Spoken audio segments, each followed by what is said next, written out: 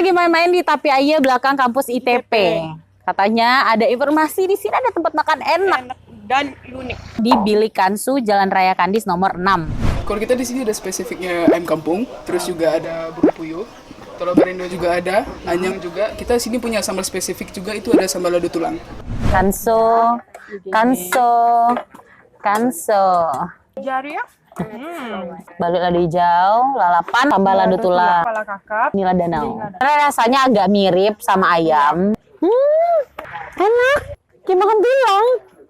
Gimana sih rasa tulang? Iya kan? Minuman favorit di Lapau Kanso, namanya es cincau. Bambu. Weh, dihidang di dalam bambu. Diko, ikan puyuh. Ini coba nak. Baru.